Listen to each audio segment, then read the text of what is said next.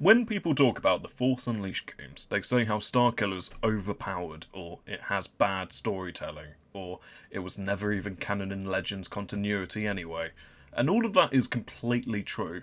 Yet, it's still talked about. Why is that? Is it because of the gameplay? The story? No, it's not the story, it's because of the gameplay. It's a fun game. It's good. It's not great. It's okay.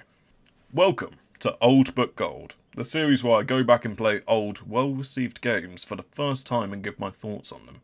Today we're going to be talking about Star Wars The Force Unleashed and its DLCs, because it came as one bundle when I bought it on Steam in the winter sale. The story goes, you are Darth Vader's secret apprentice, and you hunt down some Jedi to complete your training.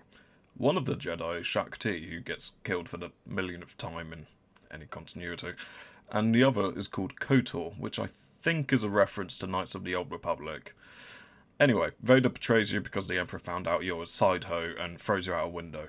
You get saved by your mates. Vader's like, I choose you, you're my main hoe, I only did that to keep up appearances. So your new mission is to form the Rebel Alliance so Vader can kill them all in one place, and you start by meeting the KOTOR guy. Now blind, because of your fight with him, and still alive. You meet Leia and her dad when you eventually form the Rebel Alliance. Vader just takes them hostage and betrays you again because you are always the side hoe. The final mission takes you to Death Star where you confront Vader and Palpatine. Here you can choose to kill Vader or save the rebels. The canonical ending is to save the rebels, not that any of this is really canon, but the other ending leads into the DLCs where Vader is dead and you become the Emperor's new cyborg hoe, and kill Boba Fett, Obi-Wan again, and Luke Skywalker. Now this story reads like fan fiction, which it essentially is, but it's just fan fiction produced by LucasArts. Starkiller pulls a Star Destroyer out of the sky and is powerful enough to kill Darth Vader.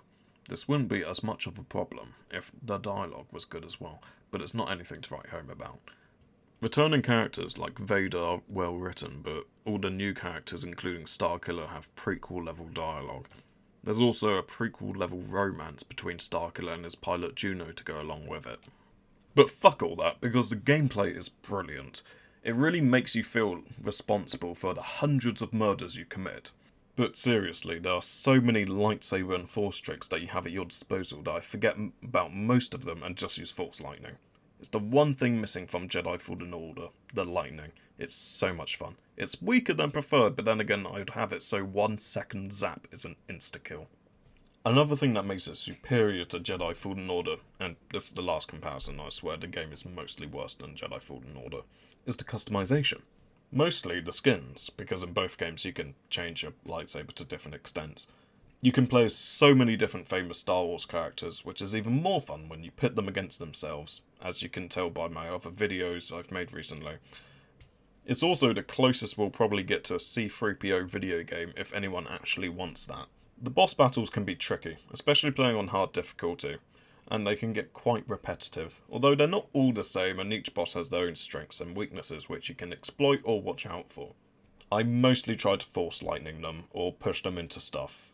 There's also a good mix between boss fights with new characters and returning ones, so it's not just heavily one way or the other. I played the game mostly on hard difficulty until the last mission where I had to switch to medium difficulty because there were so many enemies in one room that I just got too overwhelmed and I didn't know where to go for most of it, and then they just kept coming, and then it wasn't very fun on hard difficulty, so I switched it down. So if anyone else encounters that problem, then forget about your pride and just switch down to the low difficulty. The DLCs are mostly fan service with Starkiller, now the Emperor's bitch, doing a better job than Vader ever did. There's also a DLC level set before the last mission of the game, where you fight an evil future version of yourself in the Jedi Temple. This is the worst of the three and doesn't really offer anything new, unlike throwing Wampus off a cliff or fighting Obi-Wan whilst playing as Obi-Wan. This game is filled with QuickTime events whenever you're about to defeat a boss or mini-boss like a rank or ATST. If you fuck up the QuickTime events, then there's no punishment and you can just start the QuickTime event again. I would prefer if you lost some health or it didn't let you continue the QTU, so you had to finish off the boss traditionally, but it's not a big deal. All in all, this game is a lot of fun, but don't go into it looking for a deep story or great addition to the Star Wars lore. It has fun zappy lightning and swish stab lightsaber combat. What more could you ask for in a Star Wars game about a force sensitive hero? But I won't be playing the second one, at least not for a while, because of its mixed reviews, so I'm not sure if it really qualifies for the series. Let me know in the comments if you want me to play it though, and let me know what other games you want me to play. It doesn't have to be Star Wars, it can be anything. Just gotta get that engagement up. Anyway, see you in the next video.